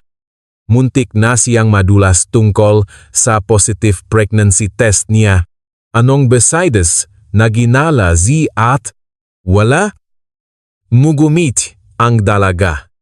Na-appreciate ko na nag-alalala ka sa akin. Pero natatakot din ako. Kung yan ang gusto mo, hindi na ko makikipag-usap kay Lola Aida. Kaya lang. Kinuha niya yung mga patterns at tela para sa bahay nila tahin. Gusto ko sanang kunin pabalik yun? Huwag na. Unang-una, mga basahan lang yun. Pangalawa, pwede mong pakiusapan si Ane na siya ang kumuha. Huwag ka na talagang makipag-kontak sa matandang yun. Believe me, babe. Importante sa akin ang mental health mo. Ang tagal mong sinubukang maging okay ulit, tapos ngayon ang dali lang baka bumalik ka sa dati. Mas madalas na kitang makakasama ngayon. Pwede nating pag-usapan ulit yung tungkol sa bata o kung hindi man? Huwag na. Mabilis na tumadyo si Sofia. Hayaan na lang natin kung anong meron ngayon. Seryoso nagulat si Art. Hindi ko inakalang makbabaho ng ganito kabilis ang desisyon mo. Hindi ako nakbabaho ng isip. Mataray na sagot ni Sofia. Ngayon lang kasi ako nakaroon na sarili kong pinakakabalahan. At ayokong i-push ang isang bagay. Kung anong mangyari ngayon, di mangyayari. Ilang taon ko nang pinilit ang tadhana na bigyan tayo ang anak. Realize ko lang na useless pala lahat. Kailangan lang neting maghintay. Masaya akong ganyan na ang mindset mo. Niyakap ng asawa si Sofia. Huwag na tayong make away. I celebrate natin ang little success mo sa negosyo. Mag-order tayo ngang masarap na pagkain. Nakita ko naman kasi. Buong araw kaya tang nakaupo lang diyan sa makinang panahi. Napaisip si Sofia. Sorry. Art. Nasanay na kasi akong hindi ka umuwi ng maaga. Magluluto na lang ako ng mabilis. Huwag na. Pagod ka. Pagod din ako. Wala namang masama kung mag-food delivery tayo parang nasa fine dining restaurant. Ikaw na pumili. Yes, nagtitiling kinuha ng dalaga ang phone niya. Pagising ni Sofia nung Lunes. Mabigat ang ulo niya, buong gabi siyang binangungot, may kakaibang nangyari kahapon sa bahay. Normal pa si Art hanggang tanghali. Tapos may tumawag sa kanya. Biglang kinabahan ang asawa niya. At panay tipit ang sagot sa matanong ni Sofia. Babe, huwag kang magagalit ha. Pero kailangan kong umalis for 2 weeks. Ano napatigil ang dalaga habang may hawak na sandok sa ibabaw ngang kawali? Sabi mo walang makabiya sa trabaho lately. Tapos biglang meron. Ang tagal pa, babe? Hindi ko rin ginusto. Napanjiwi si Art. Tumawag boss ko. Luma ko kasing project 2. Hindi nila pwedeng ibigay sa iba. Maselan yung kliyente. Paknawala yung kontrata. Pero yun. Babe. Hindi pa nga sure kung gaano katagal. Max time na yun para makapunta akong Mindanao. Alam mo namang malayo yun. Hindi kayang 2 araw lang. Mag-focus ka na lang muna sa negosyo mo. Pinayagan ka na rin naman ni Ate Liza na mag-leave diba? Pero akala ko pa naman mas makakaroon tayo ngang time sa isa't isa. Nagalit si Sofia. Bakit? Nagagalit ka na patigil si Art? Mas maganda nga na wala ako Walang mangistorbo. So you. Pinayagan ka nilang make-leave basta makagawa kang daang-daang toys mo diba? Pero hindi ko naman balak ubusin lahat ng oras ko sa paggawa ng laruan. Saka hindi ko talaga kayang mag-isa ng ganonen karami. Pinagbabawalan mo pa kong makausap si Lola Aida. Hindi ko pa nga nasasabi sa kanya na tapos na yung deal namin. Huwag na huwag kang makikipag-kontak sa matandang yun. Hinampas ng asawa ang pader. Tandaan mo yon. Anong gusto mong gawin ko? Gusto mong sumama sa akin? Hindi ako pwedeng humindi. Alam mo, yan, nag-ipon akong para ngayon. Hanggang kailan ka ba mag-ipon? Pumadyak si Sofia. Hindi ko nga nakikita yung prang yan Teka, may pinagbawal ba ako sa iyong bilhin kahit minsan? Anong connect dun? Anong connect? Gusto mong makita yung laman ng bank account natin, hindi naman yun secret Teka, kinuha ni Art ang phone niya at mabilis na nag-swipe sa screen. Huwag na. Hindi ko na kailangan. Kailan ba ko nangyalam sa sahot mo? Art, tigilan mo nanga. Nakakasama lang ng loop na bigla kang aalis para sa trabaho. Pagkatapos mong sabihin sa akin na tapos na yung matrip mo na yan. Last na to. Pia. Nagmamakaawang tumingin ang asawa sa kanya. Kailangan lang talaga, babalik ako agad. At promise, babaguhin natin yung rutina natin. Talaga lang ha. Isip-isip ni Sofia. Hintayin mo lang magpa-ultrasound ako. Kapag nag-positive, tingnan ko lang kung makapagdahilan ka pa. Pagdilat ni Sofia nung Lunes na umaga. Nakapack na ang bag ni at may tinatatype ng mabilis sa phone niya. Babe, kailangan ko nang umalis. Sabi niya, 2.5 oras na lang flight ko na. Bayahe papa airport. Check-in pa. Umalis ka na. Humikap si Sofia. Tawagan mo lang ako palagi. Bye. Alis na ko. Mabilis na hinalikan ni Art ang asawa sa pisngi at tuloy-tuloy na lumabas ng pinto. Sobra ang sakit ng ulo ni Sofia. Kukuha sana siyang gamot sa first aid kit. Pero naisip niyang bawal uminom ng painkiller ang mga buntis kaya pinili na lang niyang tiisin. Imbes na gamot, nagtimpla na lang siyang herbal tea nang unti-unting mawala ang pagpitik sa ulo niya. Napatingin siya sa orasan at na-realize niyang masilit siya sa doctor's appointment niya kung babagal-bagal siya. Nag-ayos siya ng mabilis, nagbook ng Grab, at umalis na ang bahay. Kailangan ko palang tawagan si Lola Aida mamaya para mag-explain. Isip ng dalaga, kahit naman umalis si Art at walang alam. Baka pwede pa rin kaming makasama magtrabaho ng palihim. Pero ang weird talaga na reaksyon niya kay Lola. At the same time naman, wala din akong maalalang nabanggit ni yung matanda na yun kahit minsan. Lalo na kapag pumupunta siya sa amin, bahala na nga. Susubukan kong tapusin lahat ngang kayang tapusin ngayon. At mag-explain ako ng mayos kay Lola Aida, baka may maisip kaming paraan. Ayokong pakawalan yung ganong klaseng tao. Bumaba si Sofia sa Grab at mabilis na naglakad papasok ng clinics. Amoy masarap na kape sa loop. Lumapit ang dalaga sa resepsyong area, kung saan may isang seryosong babaeng may salamin na nakatutok sa computer. Hello po.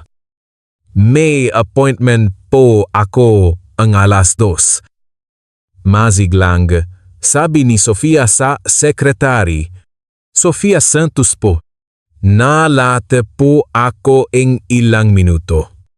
Pwede pa po kaya akong maakomodate? Wait lang po. Hindi man lang tumitingin sa screen ang babay. Sofia Santos kamo. Kaninong doktor? Kay Dr. Elena po. Tapos magpapa-ultrasound na rin po sana? Wala po kayo sa listahan. Ibang pasyente po ang nakabook ng 12:00 kay Dra. Nasa loop na po yung pasyente. Paano pong nangyari yun gulat na tanong ni Sofia? Nagbaschedule po ako. Tingnan niyo po. 12:00 ngang 8 araw ngang buwan. May awa sa matang tumingin ang secretary. Ma'am, 7 pa lang po ngang buwan ngayon. Bukas pa po ang appointment niyo. Seryoso po nalungkot si Sofia. Paano pong? Sabi po sa akin dito sa reception. 8 raw po. Lunes. Baka mali po akong dinig. Naalala ko yung araw pero yung petsa mali. Sayang naman. Sipo. Aalis na sana si Sofia papuntang pinto nang tawagin siyang babae. Wait lang po ma'am. Ano nga po ulit yun lumingon ang dalaga? May isa pa pong pasyente si Dra. Pagkatapos nito. Tapos may bakant na posija. Gusto niyo po bang tanungin ko kung pwede niya kayong isingit ngayon? Naku. Maraming salamat po na tuwang sabi ni Sofia. Gusto ko na po kasing malaman talaga kung buntis ako o hindi. Hindi ko na po kayang mahintay pa.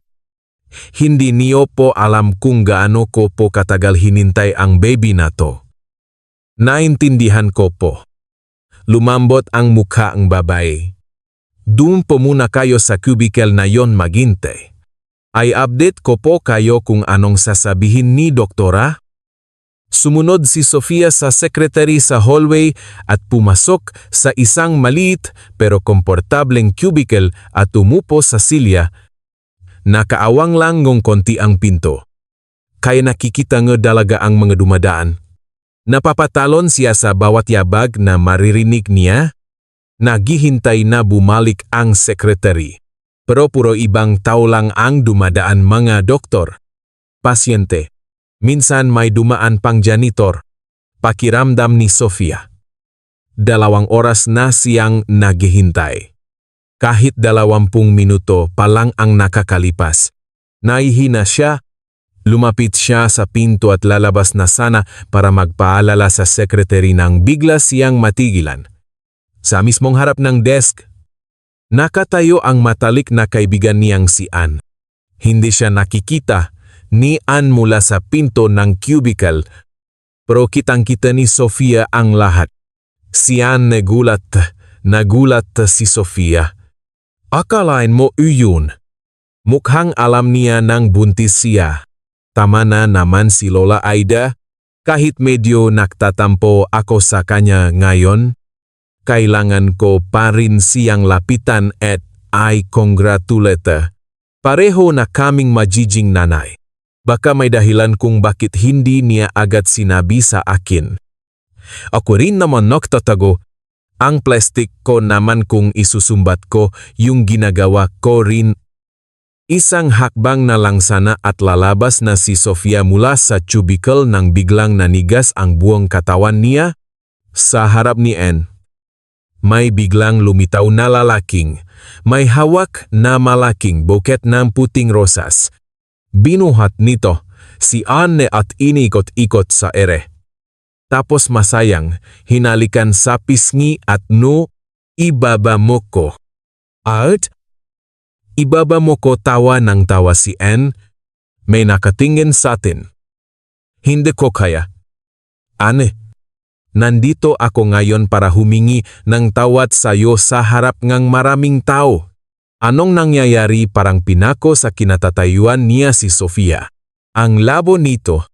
Umalis na si Art papuntang Mindanao. Bakit siya andito nagsosori kay Ann at para saan yang magabulaklak na yan ni minsan sa buong pagsasama namin hindi niya ako binigyan ng ganyang kagandang buket? Sayang at hindi niya marinig ng malinaw ang pinag-usapan ng dalawa. Paano kung lumabas ako ngayon? Ang awkward naman. Art. Wait lang. Dinig ni Sofia ang boses ng kaibigan. Hindi pa ako tapos. Kailangan ko pa magpa-blood test. Matagaw, yung? Pwede ba tayong maghintay muna sa loop? Tanong ng lalaki sa secretary. Tumingin nang may pagtatanong si Ann sa secretary. Tumayo ito at inalok silang pumasok sa isa pang cubicle habang naghihintay na matapos ang nurse. Napaatras at nanlate sa kinatatayuan si Sofia. Halos patalon siyang bumalik sa loob ng cubicle niya at inlock ang pinto. Pinapasok ng secretary ang dalawa sa kabilang kwarto. Pagkatapos ay narinig ni Sofia ang paglakad ng babae palayo. Pinigil ni Sofia ang pahinga niya para hindi siya mahalata. Idinikit niya ang tainga niya sa pader sa pagitan ng cubicle at nakinig. Oh, paano mo i-explain to? Nainis na boses ni Anne. Babe, sorry na. Nanging onsen siyang boses ni Art. Masyado lang akong nagpadala sa emosyon ko. Ang dami kong nasabing hindi maganda. Napahiya ka patuloy sa mga kapitbahay mo? Paano ba naman? Bigla mong sinabi na buntis ka. Siyempre, kung ano-anong pumasok sa isip ko. Umabot pa nga sa point na inisip ko baka hindi akin yan. 1 taon na tayong makasama. Art o baka naman iba tingin mo sa akin. Sorry na Angga. Nakpakatanga ako? Alam mo naman kung gaano ka-sensitive sa akin ang topik na to, di ba ilang taon nang nababalif si Pia para magka-baby. Tapos hindi ko naman masabi sa kanya na ayaw ko lang talaga. I mean, gusto ko. Pero hindi sa kanya. Hindi mo alam kung gaano kahirap haluan ng birth control pills, yung mga pakain at inumin niya araw-araw. Dumoble pa hirap ko nung naging tayo. Dahil sa nasa biyahe kuno ko. Naniniwala naman siya sa lahat ngang sinasabi ko, ewan ko ba. Sobrang tanga niya para hindi man lang mahalata na wala na akong pakialam sa kanya. Alam mo, Art, ang evil nun. Yung mga pills at kung ano-ano po. Dapat matagal mo na siyang dinedirektang hiwalayan. Tapos, madaling sabihin yan, convenient kay Pia eh. Laging may masarato niya ptakain sa bahay. Laking nakalaba at plansado makadamit ko. Malinis ang bahay. Hindi siya mareklamo. Kaya nga nabili ko lahat na mega niregalo ko sa'yo diba? At alam mo ba? Muntik pa kong mabuko ngayon. Gusto niyang makita yung bank account namin. Lagot ako kung pinilit niya yun. Alam mo namang matagal ko nang hindi nilalagay yung pera ko sa joint account namin, di ba, pang grocery na lang nilalagay ko dun. Ang akala niya, nag-iipon pa rin ako para sa bahay. Oh, mahanap siyan tanga hahatiin pa namin yung tsondo kapak na anul kami. Tapos ngayon pati bahay. No way. Mahal kita. Oh. Ang gagong ginagawa ko kay Pia, pero wala na kong balak magstay sa kanya. Anong gusto mong mangyari, ngumisi si Ann? Grabe ka, Art. Ang weird mo. Dati nagdadabog ka pa, Polish?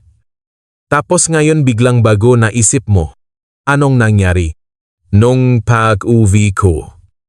Pinag-isipan ko ng mabuti lahat ng sinabi mo. Hindi pa ko ready maging tatay nun. Hindi mo alam kung paano ako in-stress ni Pia dahil diyan. Siyempre sumabog ako. Lalo na nung pagbalik ko. Alam mo ba? Nadatnan ko sa bahay yung matandang baliw na yun o. Yung balih mong kapitbahay, akala ko talaga sinabi niya na kay Pia lahat, tapos nalaman ko na lang na magkasama. Pala silang gumagawa ng basahang stuffed toys, seryoso? Ano bang pumasok sa isip mong i-recommend sa asawa ko yung matandang alam mong may relasyon tayo? Hindi ko naman naisip yun ano. Naksumbong ba siya kay Pia kaya ka nagmadaling bumalik sa akin? Hindi. Pinalayas ko yung matanda agad. Sinabi ko kay Pia na baliw yun at bawal na siyang makipag-usap doon. Bumalik ako sa'yo kasi narealize ko, hindi ko kayang mabuhay nang wala ka. Anak natin to. Gusto kong maging tatay niya at maging asawa mo. Matagal na tayong makasama, ayoko nang lokohin si Pia at sigurado akong nahihirapan ka rin tuwing makakaharap kayo. Bakit naman siya lang naman ang nag-isip na magmatalik na kaibigan kami? Gusto ko na nga siyang layuan simula high school pa lang Naawa lang ako sa kanya. Wala akong pakialam sa kung anong nararamdaman o iniisip niya. Kaya ko nire-recommend yung matandang yun sa kanya para maging busy siya sa laruan niya at huwag na tayong istorbohin. Sagutin mo nga to. Makikipahiwalay ka ba sa kanya o ano? Natahimik si Art ng ilang sandali. Halos mamatay si Sofia kakahintay sa susunod na sasabihin ng 2 taong pinakamalapit sa kanya dati. Kagabi. Matagal akong nag-isip. At nagdesida akong iwan na lahat at sumama sa'yo forever, pero ayokong biglain si Pia.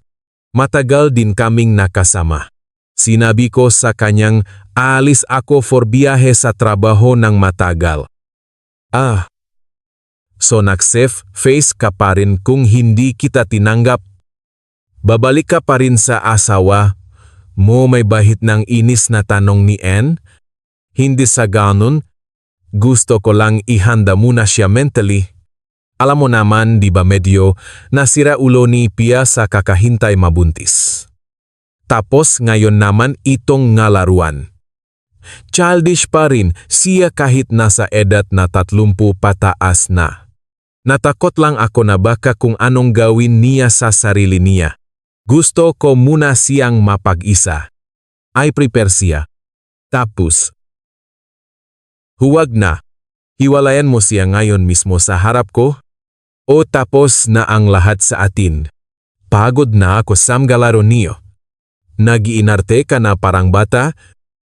Siya. Tatawagan ko siya. Pero huwag dito. Lalabas tayo tapos tatawagan ko agad. Mamayang gabi. Kukunin na natin mga gamit ko. Teka nga. Anong plano mo? Dito ka titira sa akin.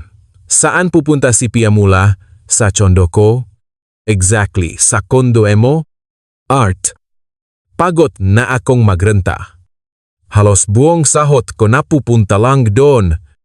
Tapos studio type pa, hindi mo ba naisip kung gaano katangan na iwan mo si Pia sa isang malaking condo habang tayong dalawa nagtitiis sa maliit na kwarto? Diyos ko, anong gusto mong gawin ko? Palayasin siya sa kalsada, kasal pa rin kami on paper. Hindi pa nga ako nagfa-file energy annulment. Parang ang sama naman yata nun. Hindi ko naman sinabi ngayon na mismo buti na lang wala kayong anak. Mas madaling mag-file energy annulment kapag ganyan. I-file mo kahit wala siya doon. Huwag mo na siyang kausapin. Nabili niyo ba yung condo habang kasal kayo? Hindi. Pinamana yun sa akin ng papa ko.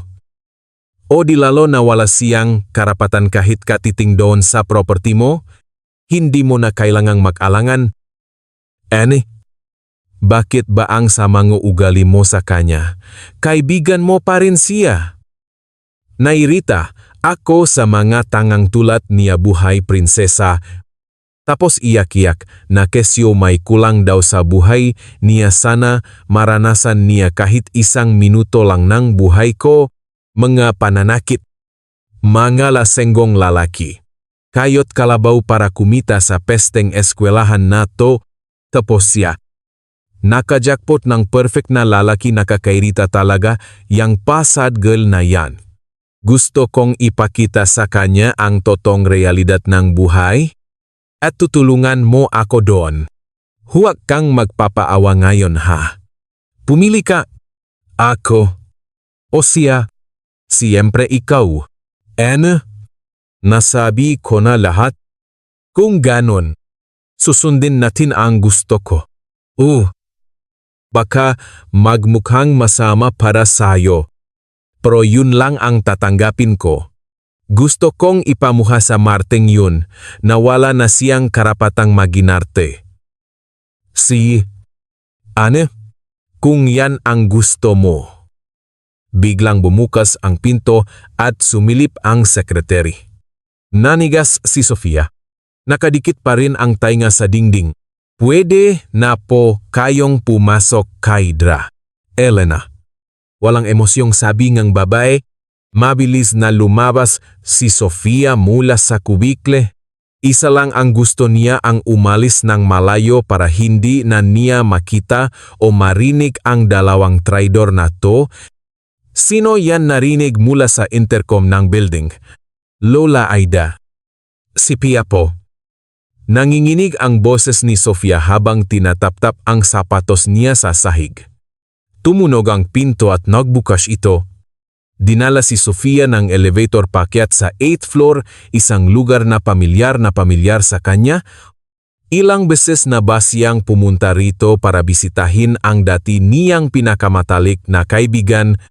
Nakatayo si Sofia sa hallway. Tulala habang nakatingin sa pinto ni Anne. Tuloy-tuloy ang pakpatak ng luha niya. Bakit ka nakatayo diyan parang naestatwa, tanong ng matanda nang buksan nito ang tsondo niya. Pasok kadali. Pia. Sumunod na pumasok si Sofia sa madilim na pasilyo, ngunit automatiko niyang tinanggal ang sapatos niya at tahimik na nakatitik sa sahig. Anong nangyari? Pia, nag-aalalang tanong ng matanda. Lola Aida. Ako po. Umagulgol ang dalaga. Shh. Tama na. Halika na. Ipagtitimpla kita nganti. Kumalma.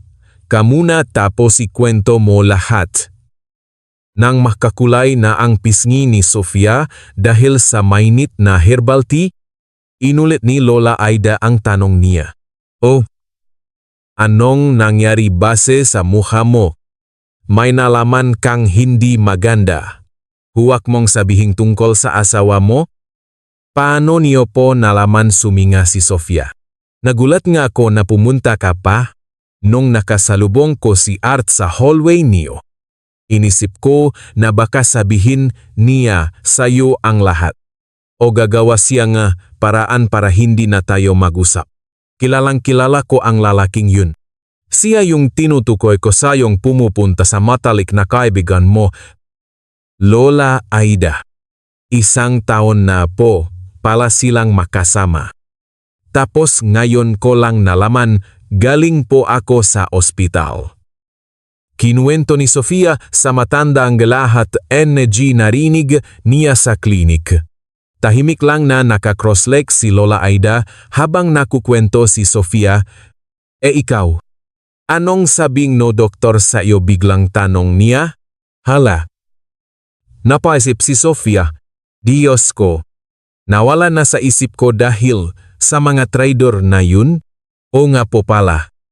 Pumunta ako sa OBGYN. At confirmed po sa ultrasound na buntis ako? Tumango ang matanda. Tapos, anong plano mo ngayon ayon sa batas? Hindi ka pwedeng ipaanul habang buntis. Pwede kang manatili kay Art hanggang sa mag-1.5 taon ang bata. Tapos pede ka nang umingi ni sustento? Ayoko na po siyang makita, sigaw ni Sofia. Gusto ko siyang patayin pati yung ahas na babaeng yun. Ilang taon siyang nakangiti sa akin. Tapos hindi niya pala ako tinuturing na kaibigan. Nainggit lang siya at sinisiraan pa ko ng patalikod. Galit na galit ako sa kanilang dalawa, pues makikipaghiwalay ako, gagawin ko ang lahat para hindi niya na makita ang anak niya. Ngayong araw din, kukunin ko ng mga gamit ko at alis ako nang walang paalam. By the way, buntong hininga ni Lola Aida. Hindi ko alam kung dapat ko pa bang sabihin to. Pero yung idinadala ni Anne, hindi kay Art. Po paanong nangyari yun? Napaupo ulit si Sofia. Kasi yung babaeng yun, walang hiya talaga. Sabi ko nga sayo, manipis lang pader dito. Nung Sabado, pag-uwi ko galing grocery. Paglabas ko ni elevator, may narinig akong nagsasalita sa taas. Si Anne pala yun.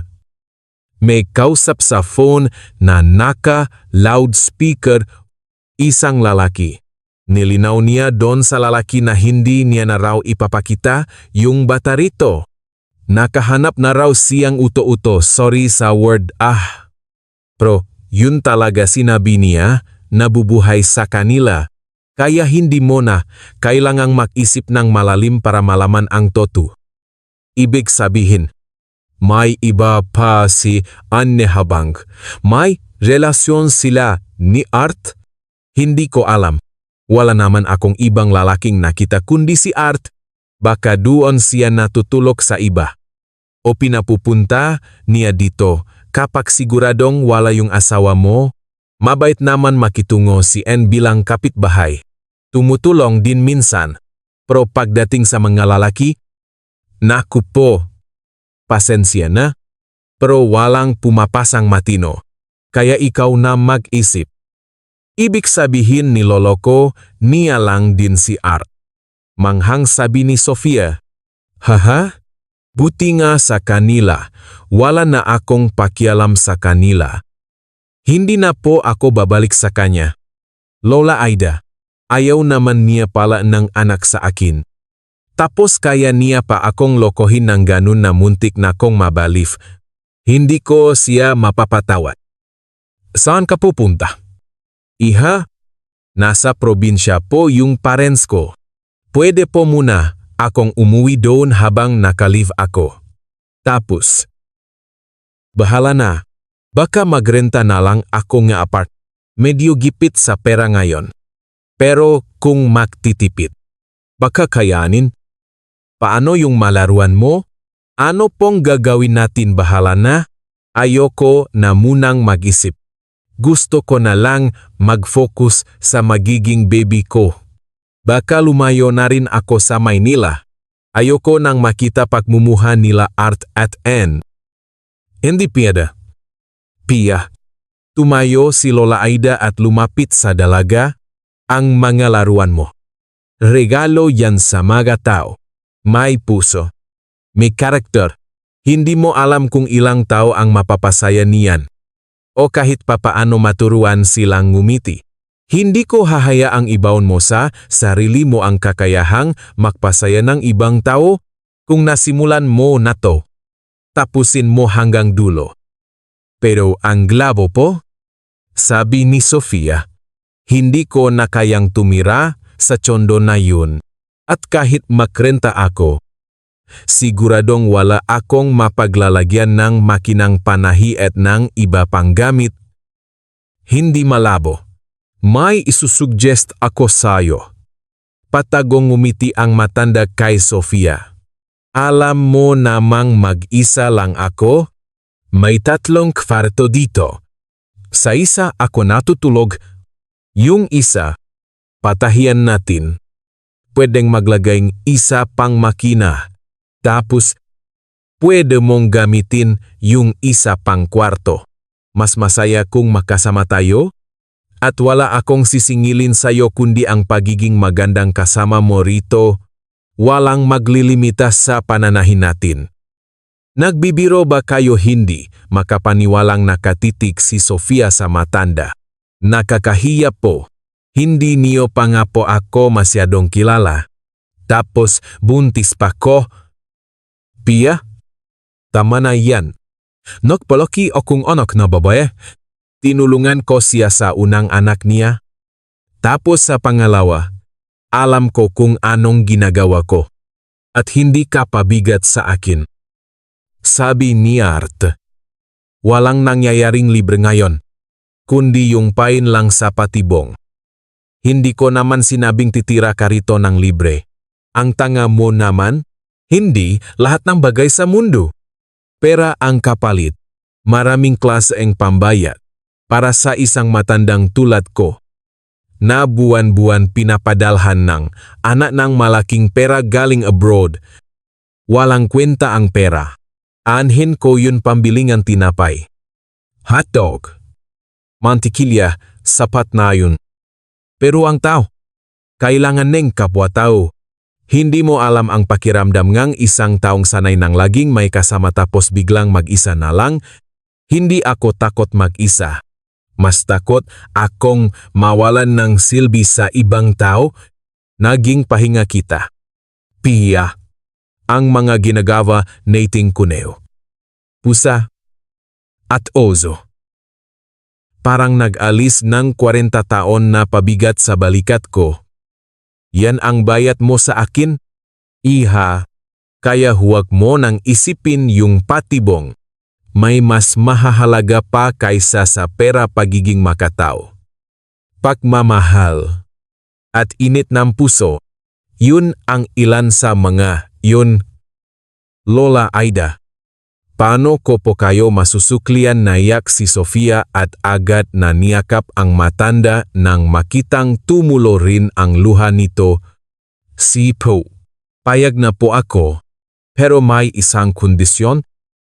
Ano yun? Hahatiin pa rin po natin ang kita. Takot si Sofia na makasalubong sina Ann o Art sa hallway. Kaya halos hindi siya lumalabas ng apartment. Umalis lang siya kapag may check-up sa doktor.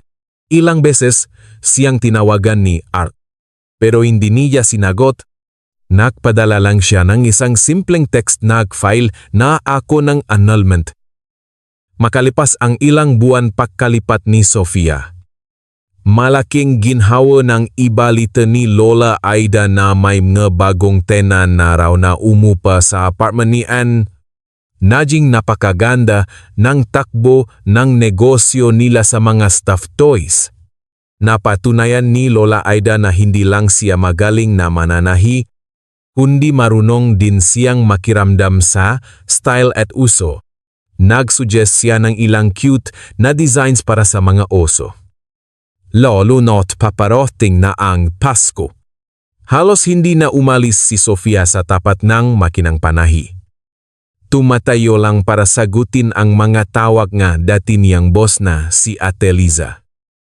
Na laging humihingi ng bagong stocks, hindi noktagal.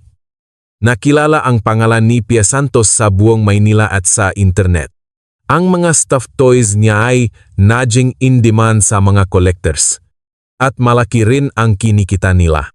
Kahit laging nakasimangot na tinatanggap ni Lola Aida ang share niya sa kita, hindi na nakipagtolo si Sofia. Tahimik na lang niyang iniwan ang pera sa bedside table ngang matanda. Saka siya alis para maglakad-lakad. At nang dumating ang buwan ng Abril, mainit at maingay na ang kalsada bilang senyales ng summer, biglang nakaramdam si Sofia ng matinding sakit sa tiyan niya. Sakto pang tinatahi niya ang isang teddy bear na ireregalo sana niya sa ipapanganak niyang anak na babae. Nakmamadaling lumabas ang bata. At hindi na natapos ni Sofia ang laruan sa oras. Ilang oras lang ang lumipas. Isinilang ang isang malusog, mapula, at malakas umiyak na baby girl. Pinangalanan niya itong Aida, payapang natutulog ang baby sa mga bisik ng ina. Busog at tahimik. Nang pumasok si Lola Aida sa kwarto sa ospital. Ang ganda-ganda niyo. Ma, anak ko. Ngumiti ang matanda. At ang mga wrinkles sa mukha niya ay parang mga alon sa lawa tuwing summer. Pumunta ako para magpaalam. Ginawa ko na lahat ng makakaya ko para maging masaya ka. Ano pong ibig niyong sabihin? Lola Aida pilit na umupo si Sofia sa kama. Iningatang huwag magising ang bata. Humiga ka lang. Iha. Malambing na hinaplos ang matanda ang ulo ang baby. Sa pag-uwi niyo sa bahay, makikita mo lahat ng kailangan niyo para mabuhay ng mahaba at makabuluhan. Tumayo si Lola Aida. Hinalikan sina Sofia at ang maliit na baby Aida at naglakad papunta sa pinto. Saan po kayo pupunta, naiyak na tanong ni Sofia? Pero mabilis nang lumabas ang matanda. Simula nun, hindi na siya muling nakita ni Sofia. Pagkalabas ni Sofia sa ospital, nadatnan niyang walang tao sa apartment. Sa ibabaw ngang mesa, sa tabi ngang makinang panahi, may iniwang sulat para sa mga mahal kong babae. Puno na pagsubok ang buhay, pero ang solusyon ay laging nasa ating mga puso. Mabuhay kayo, mga anak. I-enjoy ninyo ang bawat araw at patuloy kayong tumulong sa iba. Huwag ka nang mag-alala. Pia, ang tsondo na ito at lahat ng gamit sa loop ay sayo na ngayon. Naayos ko na lahat ng legal papers matagal na. At hindi na makbabago ang desisyon ko, hindi na tayo muling makikita. Pero lagi kayong nasa puso ko, nagmamahal. Lola Aida. Tulalang nakatitik si Sofia sa papel na punong maayos at magandang sulat kamay, habang nagunahan ang maluha sa pisngi niya. Biglang umiyak ng malakas ang baby. Kaya napatigil ang ina sa malalim niyang pag-isip. Andiyan na. Andiyan na baby ko. Ngunggumit si Sofia. Habang hinihili ang anak, gutom na yata ang baby. Wait lang ha. Padedehin na kita.